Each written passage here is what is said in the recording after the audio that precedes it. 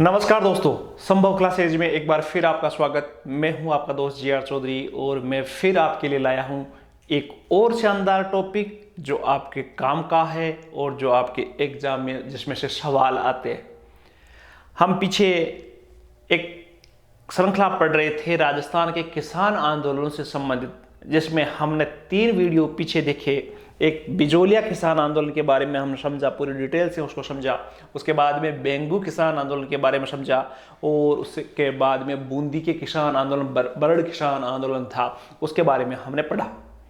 आज इसी श्रृंखला को हम आगे बढ़ाएंगे और हमारा जो पड़ाव है वो पड़ता है अलवर में। अलवर के किसान आंदोलनों का हम जिक्र आज हम पढ़ेंगे कि अलवर किसान आंदोलन में क्या था, कौन सी मोटी घटना हुई और कौन किस प्रकार ये आंदोलन बढ़ा और क्या इसका परिणति रही या क्या उसका रिजल्ट रहा। ध्यान से समझेंगे, मजेदार रहेगा वीडियो और अंत तक इसको देखना। इसमें से जो सवाल जहां जहां मोस्ट बनते हैं वहां मैं आपको बताता जाऊंगा।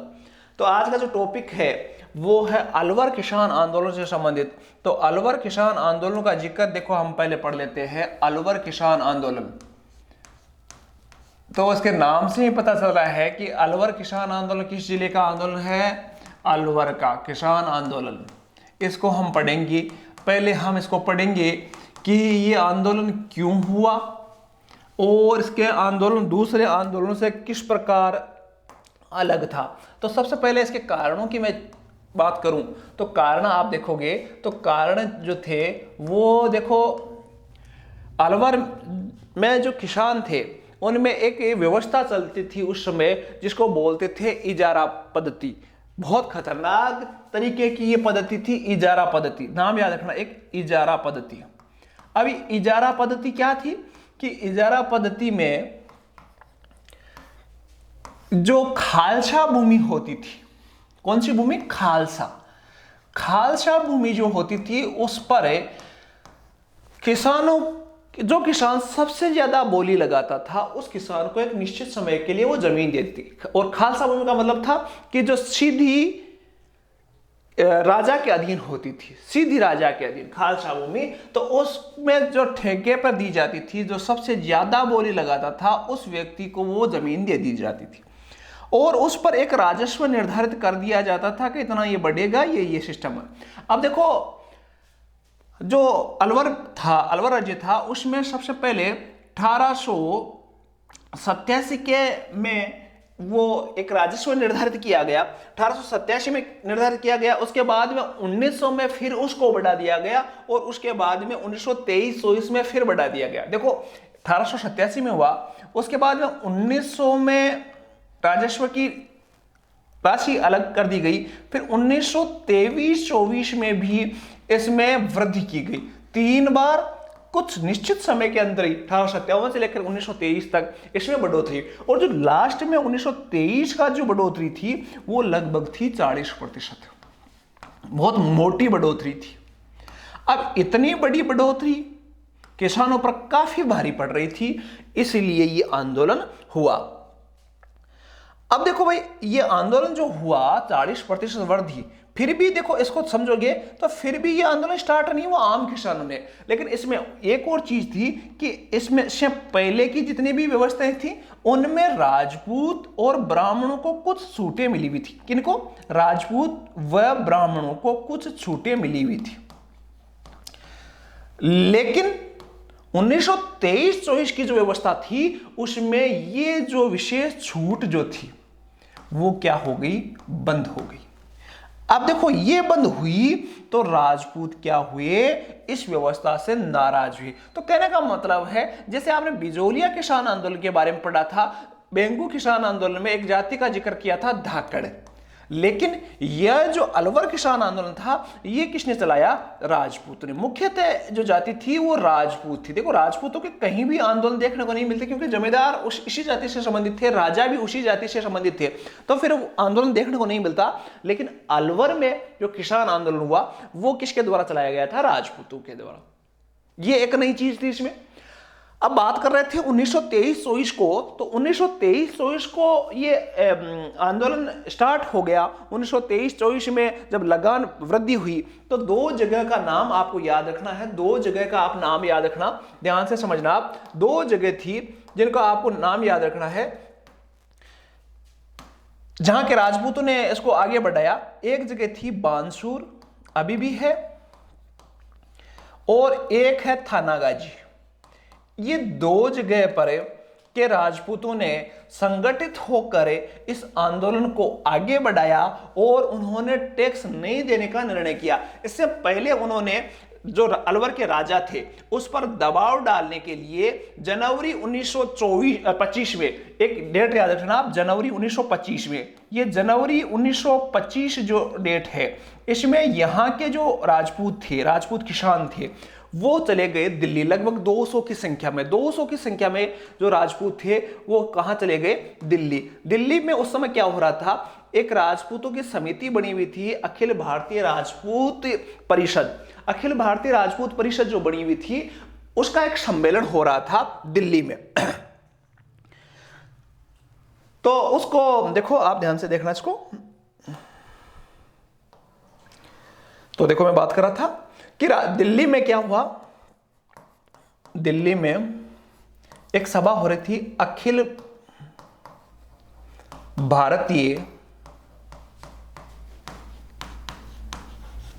क्षत्रिय परिषद, ये क्षत्रिय परिषद, इसका सम्मेलन हो रहा था दिल्ली में। तो उस सम्मेलन में ये बानसूर और थानागाजी के लगभग 200 राजपूतों ने इस सम्मेलन में भाग लिया और अपनी जो ये समस्याएं थी इस समस्याओं को वहां उन्होंने रखा।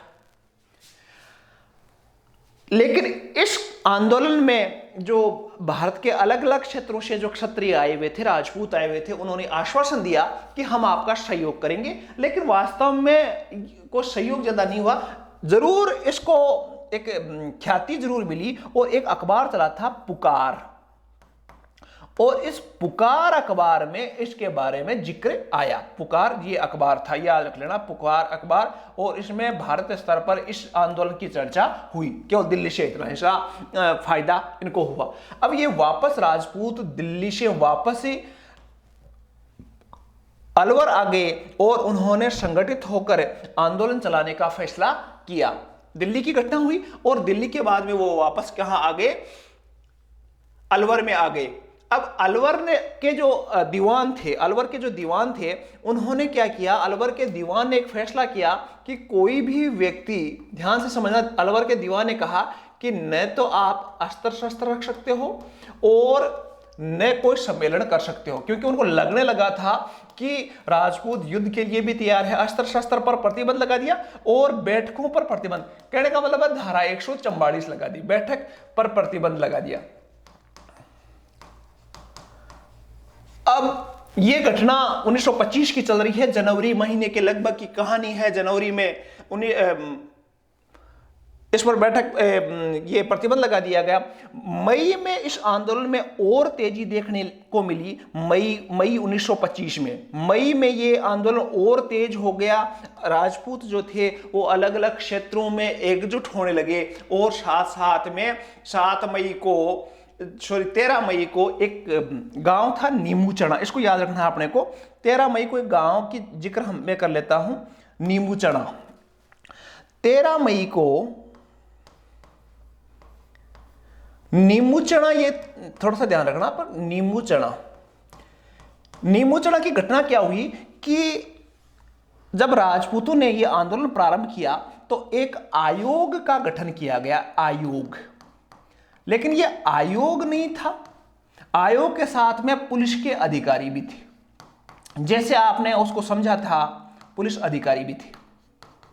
और पुलिस अधिकारी में एक का नाम था छज्जू सिंह, याद रखना, छज्जू सिंह। अब ये छज्जू सिंह और ये आयोग नीमूचना गया और नीमूचना में बैठक हो रही थी किसानों की 13 मई को। तो 13 मई को जब किसानों की बैठक हुई तो ये पूरे हथियारों के साथ, अपने जाब्ते के साथ वो राजपूतों की तैयारी को देखने वहां पहुंचे कि 13 मई को राजपूत क्या डिसीजन कर रहे हैं। जो बैठक हो रही थी 13 मई को नीमूचड़ा में, तो वहां बैठक को देखने के लिए ये गए, ये आयोग गया, छज्जू सिंह गए, और उसके बाद में उन्होंने राजपूतों को कहा कि आप बैठक के लिए, पहले ही एक धारा 144 लगी हुई है, इसलिए आप इसमें बैठक में हिस्सा मत लो। लेकिन वहां राजपूतों ने अस्त्र शस्त्र के साथ सम्मेलन जारी रखा। इसके विरोध में, इसको दबाने के लिए 14 मई 1925 को, डेट याद रखना काफी महत्वपूर्ण है, 14 मई 1925 को, 14 मई 1925, इस डेट को याद रखना है। 14 मई 1925 को जो छज्जू सिंह के नेतृत्व में पुलिस वाले थे, उन्होंने मशीन गनों से गोलियां चलवा दी और पूरे गांव में आग लगा दी। कौन से गांव में? नीमूचड़ा गांव में आग लगा दी और वहां के लोगों पर मशीन गनों से अंधाधुंध गोलियां चलाई। और इस घटना में लगभग 156 व्यक्ति मारे गए और लगभग 600 व्यक्ति घायल हुए। बहुत बड़ा नरसंहार था ये।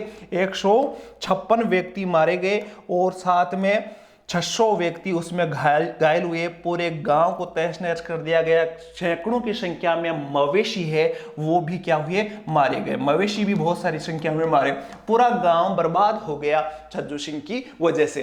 अब इसी घटना को, इसको देखो, यहां से सारा मोस्ट यहां से बन पड़ता है कि इसी घटना से, ध्यान से देखना, इसी घटना को, जो नीमूचड़ा की घटना है, उसी को 3 नाम जो कंपटीशन में पूछे जाते हैं वो प्रसिद्ध हुए। 3 नाम कौन कौन से प्रसिद्ध रहे? देखो इसकी हत्याकांड को।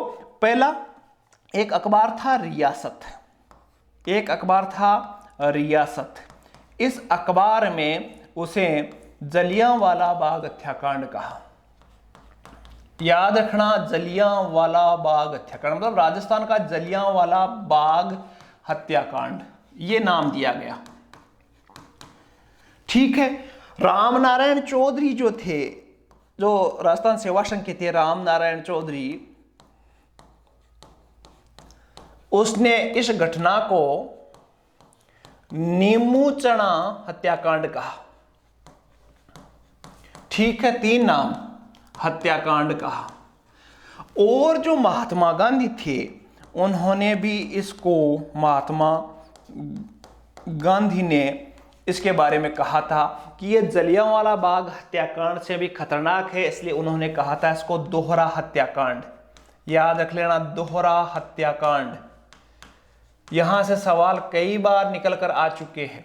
तो तीनों जो घटनाएं हैं, ये जो नीमूचड़ा की घटना है, उन पर 3 अलग अलग प्रतिक्रियाएं पूरे देश में, चाहे अलग अलग अखबार थे, उनमें सब में इस घटना की निंदा की गई। पूरे देश में जैसे जलियांवाला बाग हत्याकांड हुआ था, उसकी तरह ये भी एक भयंकर हत्याकांड था। और यदि कई बार पूछा जाता है, जो राजस्थान का डायर है उसकी संज्ञा दी गई छज्जू सिंह को। राजस्थान का डायर किसको कहा जाता है? सिंपल सा सवाल है, राजस्थान का डायर किसको कहा जाता है? छज्जू सिंह को कहा जाता है, क्योंकि उसने ये नीमूचड़ा की घटना को अंजाम दिया था।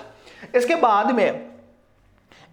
में पूरे देश की आलोचना झेलने के बाद में वहां के शासक ने कुछ रियायतें दी और जो बढ़ी हुई दर थी वो क्या कर ली? वापस ले ली। और साथ में जो इस हत्याकांड के दोषी थे उन पर कार्रवाई का भरोसा दिया, लेकिन वास्तव में कार्रवाई नहीं हुई। और केवल राजा ने मात्र 128 रुपए, जिस व्यक्ति की इस कांड में मृत्यु हुई थी, उसको 128 रुपए का मुआवजा देकर मामले को निपटा दिया।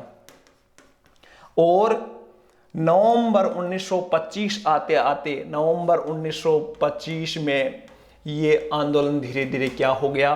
कमजोर हो गया। और जो बढ़ी हुई दरें वापस ले ली, इस वजह से ये आंदोलन क्या हो गया? समाप्त हो गया। तो नीमूचड़ा की घटना, छज्जू सिंह का दोहरा कांड, और इसके साथ साथ इनके नाम, और साथ में इनकी में कई बार एक और महिलाओं का नेतृत्व भी पूछा जाता है। महिलाओं ने काफी भाग लिया, तो महिलाओं में से देखना आप, महिलाओं में एक महिला का नाम याद रखना आप, सीता देवी। तो कई बार पूछा जाता है सीता देवी किस आंदोलन से जुड़ी हुई, तो सीता देवी ने महिलाओं को कर न देने के लिए प्रेरित किया था। तो सीता देवी इस आंदोलन से जुड़ी हुई महिला नेता थी। ये घटना थी अलवर के किसान आंदोलन की, अर्थात नीमू चना कांड की, जो महत्वपूर्ण था नीमू चना कांड। ये थी जो कि इतिहास में काफी महत्वपूर्ण है। राजस्थान का जलियांवाला बाग हत्याकांड के नाम से जाना जाता है, दोहरा कांड भी कहा जाता है, नीमू चना कांड भी कहा जाता है। काफी इंपॉर्टेंट है, जीके में आपको पढ़ना चाहिए। इसके साथ ही अलवर का में उसके बाद में मेव किसान आंदोलन भी चले, लेकिन वो उतने महत्वपूर्ण नहीं है। मेवों का एक अलग आंदोलन है जिसके बारे में अलग से हम बात करेंगे। ये था आज आपका अलवर का किसान आंदोलन जो राजपूतों ने चलाया। आशा है ये जानकारी आपके काम की रही होगी और आपके एग्जाम में इससे संबंधित सवाल देखने को मिलेगा, तब आपका ये सवाल सही होगा। एक नए वीडियो के साथ हम जल्द मिलेंगे, लेकिन कमेंट, लाइक और जो नए हैं वो सब्सक्राइब करना ना भूले, और बताइए कि आपको इस वीडियो में क्या अच्छा लगा और कैसा लगा।